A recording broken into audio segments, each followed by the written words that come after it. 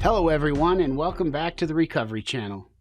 Before we get started, I just want to congratulate you for getting this far. I give you a COVID high five. Recovery's not easy, and if you've been doing it for a couple months now, that's great progress, and you should be proud. We learn to celebrate progress, not perfection. If you think you're perfect, you're in the right place. If you've been honest, open, and willing, that's how the program works, your life will be amazing. Continue to trust in the process and keep up the good work. And in case we didn't tell you up front, once you start down the road of recovery, there's no turning back. Nothing ruins an addiction like recovery. Your acting out will never feel as good as it once did, because now you know better. It doesn't always feel like it, but that's a good thing. Now let's get back to work.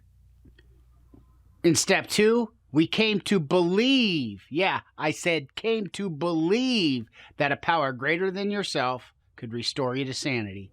Now, in step 3, we take a huge step forward.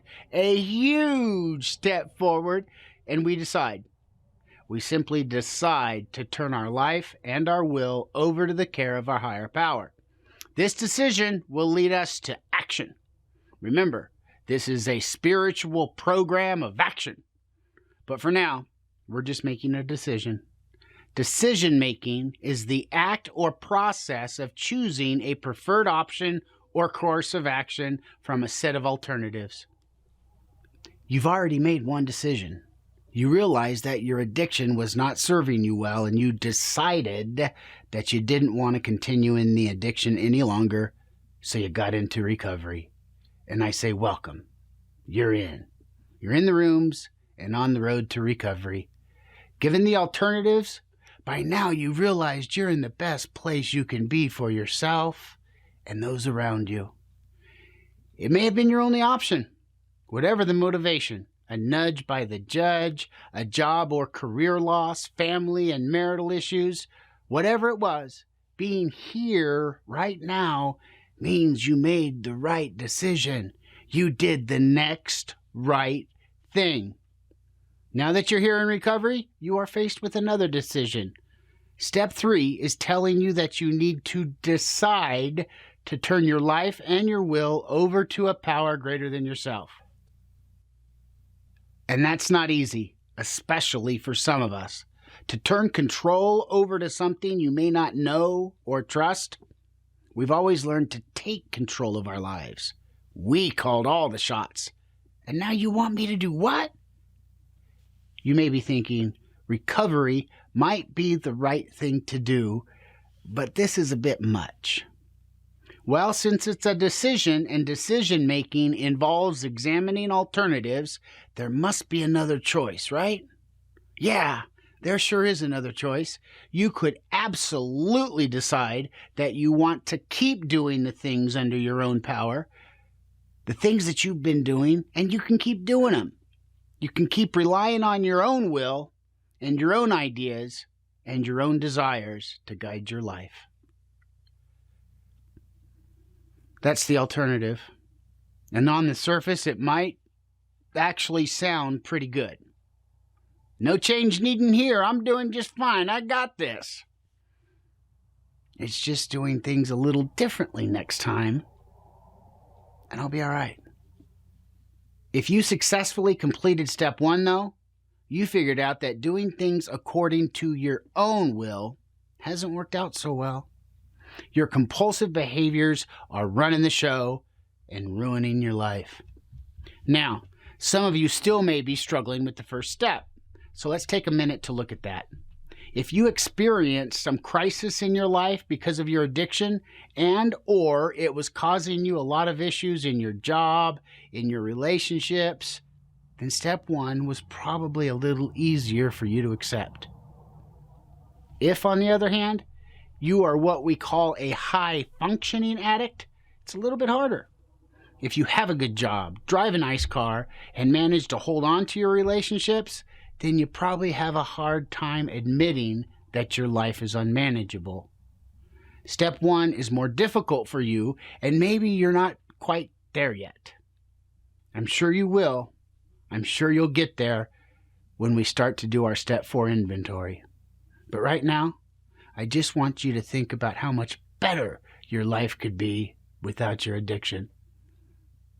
Also consider, are you really happy? Am I really happy? I mention this because if you haven't admitted that your life isn't as good as it could be, or that it's downright awful, then you're going to probably have a real hard time turning it over to something that you can't even see. So it's important that you've at least accepted the spirit of steps 1 and 2. If not, then hang out there for a little longer and get help from your sponsor and others in your meetings. Recovery takes time, and if you try to rush through the steps before you're ready, they won't be effective. There's a reason the steps are in order that they're in. If you're comfortable that you've accepted steps 1 and 2, let's talk about one of the other things that makes step 3 difficult. Trust. Trust. I repeated that word because I wanted to make sure you were paying attention. Trust. We are not going to turn our life over to something that we can't trust and don't see. Our life is all we have. So let's take a minute to look at trust. Every day, we trust our life to complete strangers.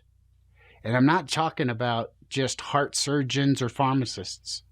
We trust that people will stop at the red light as we pass through the intersection. We trust that the kid working at the fast food drive-thru isn't going to do anything to our food. We trust that the pilot on the plane isn't intoxicated and he knows what he's doing. We trust our lives to other people all the time. So why not trust our higher power? In step 2, we learn to see our higher power as something that wants the best for us. If we're willing to trust our lives to complete strangers, then we can certainly trust our higher power. And remember, the step doesn't say we're to turn our lives over to the control, doesn't say turn our lives over to the control of our higher power. It says care. Say that back for me. Care. To our higher power's care.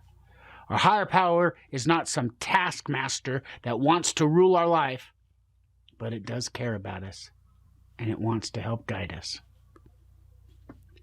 Okay, one more thing that can make this step a challenge, and then we'll talk about something that makes it easier. In NA literature, they talk about the concept of the triangle of self-obsession. It's basically saying that when we are born, we are conscious only of ourselves. We are the universe. As we grow, we become aware of the world outside of ourselves. We discover that there are people around us, and they fulfill our needs. We also begin to develop preferences and learn to want to choose. We expect to be provided with the things we need and want.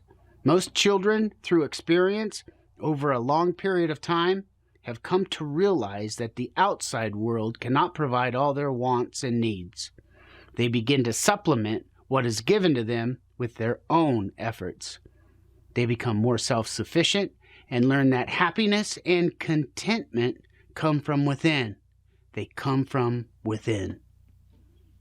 The triangle of self-obsession theory goes on to say that as addicts, something goes wrong along the way. We never seem to outgrow the self-centeredness of the child. We never seem to find the self-sufficiency that others do.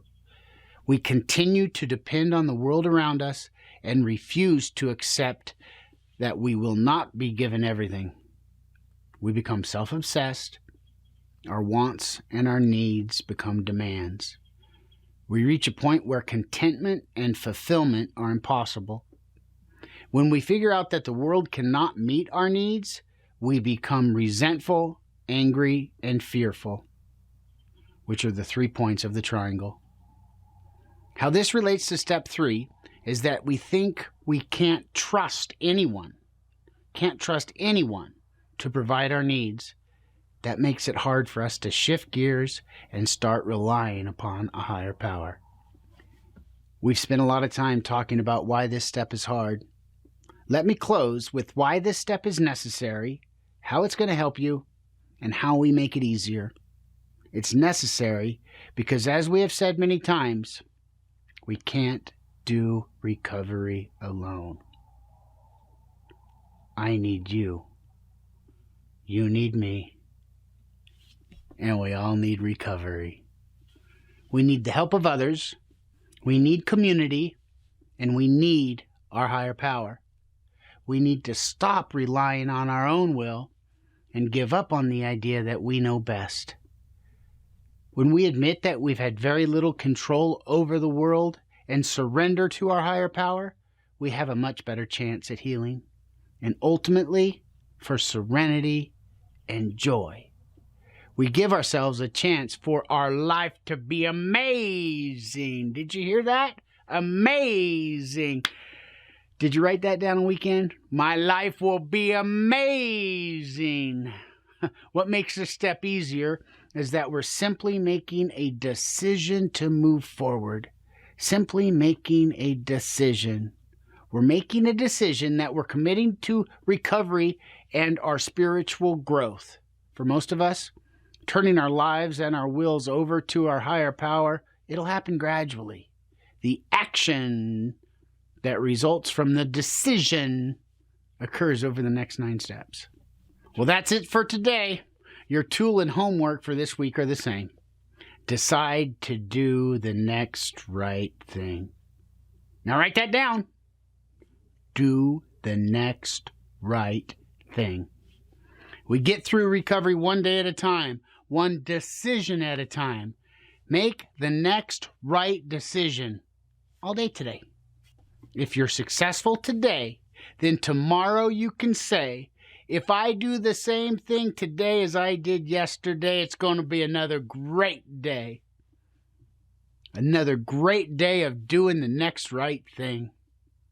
We'll see you next week when Phil is going to do something really cool. He won't tell me what it is, though. I'm a little nervous, to be honest. I hope it's not that weird thing he does with that cocoa powder again. You don't want to see that. Anyway, I guess we'll find out what it is next week. Until then, remember, recovery is possible. One next right thing at a time. Today.